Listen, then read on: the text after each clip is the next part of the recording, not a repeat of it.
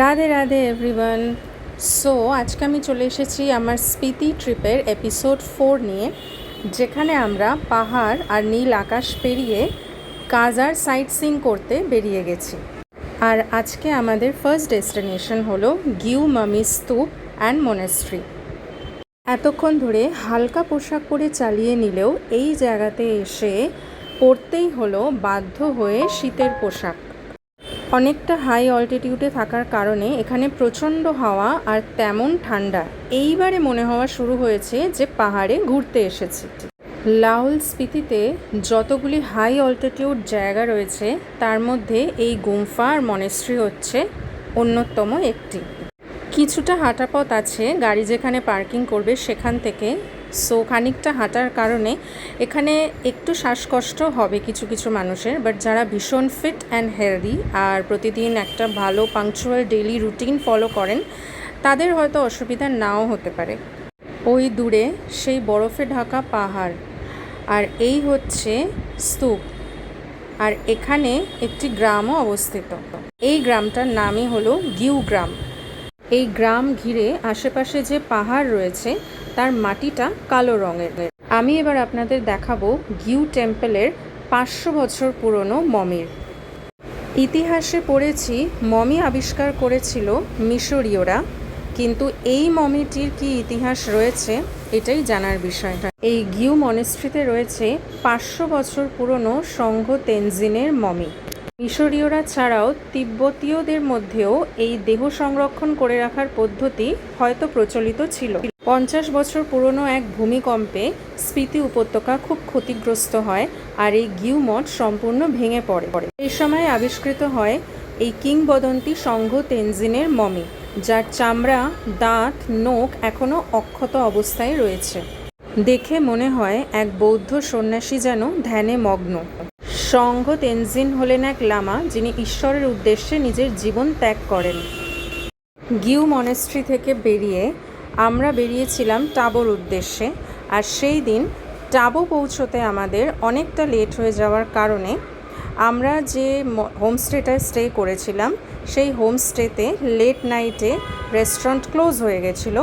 কিন্তু ওখানকার আঞ্চলিক মানুষরা এতটাই অতিথি আপ্যায়ন করতে ভালোবাসে, এতটাই ওয়ার্ম হার্টেড যে তিনি আমাদেরকে নিজেদের বাড়ির ডাইনিং হলে, হ্যাঁ আপনারা ঠিকই দেখছেন, এটা ওনার বাড়ির ডাইনিং হল, একদম কনভেনশনাল পাহাড়ি ব্যাপার, মাটিতে গদিতে বসে খাওয়া এবং টেবিলে খাবার রেখে খাওয়া, সুন্দর আলপনা করা টেবিলসগুলোর মধ্যে, তার মধ্যে আমাদেরকে খাবার সার্ভ করেছিলেন তার মা নিজে হাতে আমাদের জন্য রান্না করে দিয়েছিলেন, আর আমরা তৃপ্ত সহকারে সেই খাবার খেয়েছিলাম। নেক্সট ডে মর্নিং আমরা বেরিয়ে গেছিলাম ওল্ড মনেস্ট্রি আর নিউ মনেস্ট্রি দেখতে। এটা হলো টাবো মনেস্ট্রি। আমাদের হোমস্টে থেকে জাস্ট 15 to 20 মিনিটস ওয়াকিং ডিস্টেন্সে এই টাবো মনেস্ট্রি অবস্থিত ছিল। সো আমরা হেঁটেই সকালবেলা মর্নিং ওয়াক করতে করতে এই মনেস্ট্রি ভিজিট করতে চলে গেছিলাম। এক কথায় অপূর্ব। এই টাবো মনেস্ট্রি হিমালয়ের অজন্তা নামেও পরিচিত। এই টাবো মনেস্ট্রি শতাব্দীর পর শতাব্দী বৌদ্ধ ধর্মের গৌরবময় ঐতিহ্য বহন করে আসছে। এই টাবো মনেস্ট্রি দেখার জন্য বহু দূর দূর দেশ বিদেশ থেকে বিভিন্ন পর্যটকরা পরিভ্রমণ করতে আসেন। ঘোরাঘুরির ফাঁকে লোকালসদের সঙ্গে সুন্দর কিছু মুহূর্তর সাক্ষী করে নিলাম। পথে আলাপ হওয়া এক অজ্ঞাত প্রৌঢ় পথিক আমাদের মনে করিয়ে দিল যে এজ ইজ নো বার, অর্থাৎ ঘোরার জন্য বা যে কোনো কিছু করার জন্য বয়সটা জাস্ট কোনো ম্যাটার করে না। আপনার উইল পাওয়ার, আপনার স্ট্যামিনাই আপনার সবচেয়ে বড় সঙ্গী হতে পারে। আঁকা বাঁকা পাহাড়ি রাস্তা পেরিয়ে আর স্পিতি আর পিন রিভারের মিলনে সৃষ্টি হওয়া এই স্পিতি নদী, ওই দূরে যে ব্রিজ, ওই ব্রিজ পেরিয়ে রয়েছে পিন ভিলেজ। অনেকটা পথ পেরিয়ে চোখের সামনে ধাঙ্কার মনেস্ট্রি আর তার লোকেশনটা দেখতে লাগছে একেবারে অপূর্ব, জাস্ট ছবির মতো। গাড়ি এখানেই দাঁড় করালো কারণ এখান থেকে পুরো জায়গাটার ভিউ জাস্ট দেখার মতো। লাদাখ না যেতে পারার কোথাও যে একটা কষ্ট ছিল, সেই কষ্টটা আজ মিটে গেল স্পিতিতে বেড়াতে এসেছে। সামনেই ধাঙ্কার মনেস্ট্রি। স্পিতি ভ্যালির আসল অ্যাডভেঞ্চার শুরু হয় কল্পার পর থেকেই। পাশ দিয়ে বয়ে চলেছে খরস্রোতা শতদ্রু নদী। প্রকৃতি আস্তে আস্তে পরিবর্তন হচ্ছে।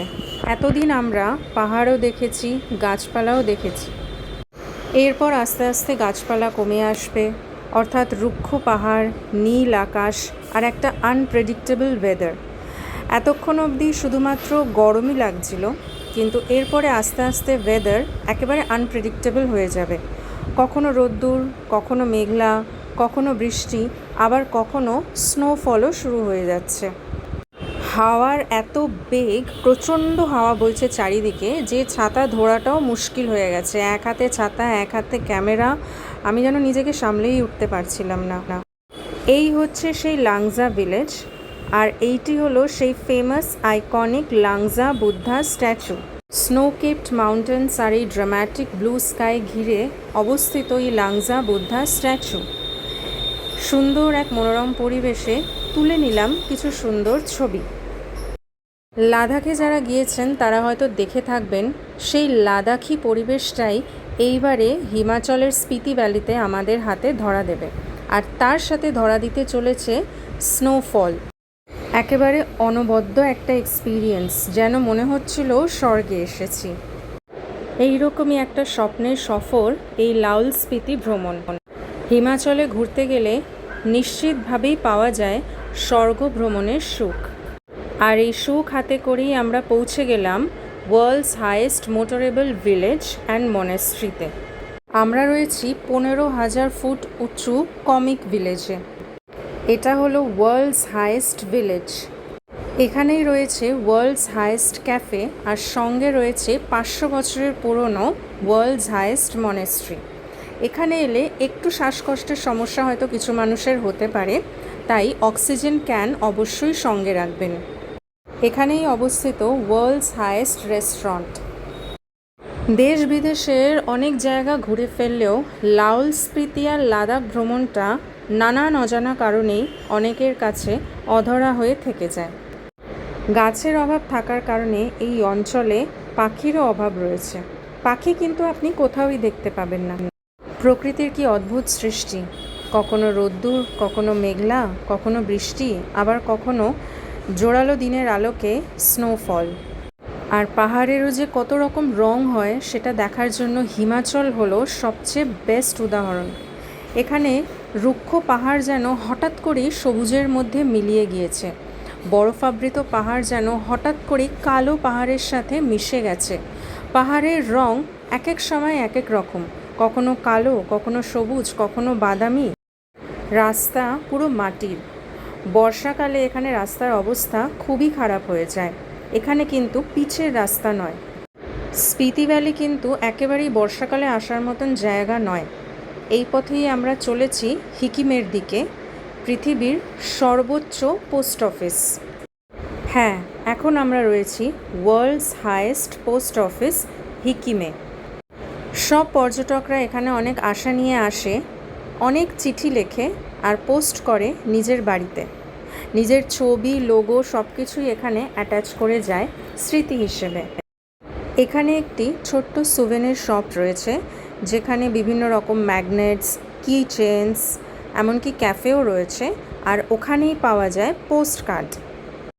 বহু রকমের ডিজাইনের পোস্ট কার্ডস অ্যাভেলেবেল ওই শপে। একদিকে মেসেজের জায়গা আর একদিকে অ্যাড্রেসের জায়গা দেওয়া থাকে। আপনারা কিন্তু সেই পোস্ট কার্ডটা ফিল আপ করে আপনাদের কোনো প্রিয়জনের উদ্দেশ্যে এখানে পোস্ট করে দিতে পারেন। চিঠি লেখা তো আমরা প্রায় ভুলেই গেছি, কিন্তু এই জায়গাটা আপনাকে মনে করিয়ে দেয় যে এই চিঠি লেখার মধ্যেও কত মিষ্টি ওল্ড স্কুল একটা ইমোশন জড়িয়ে আছে। আজকে রাতে আমরা টাবোতে স্টে করব। দেখা হচ্ছে আপনাদের সাথে নেক্সট এপিসোডে স্পিতির পরবর্তী ধাঙ্কার মনেস্ট্রি আর চন্দ্রতালে। রাধে রাধে।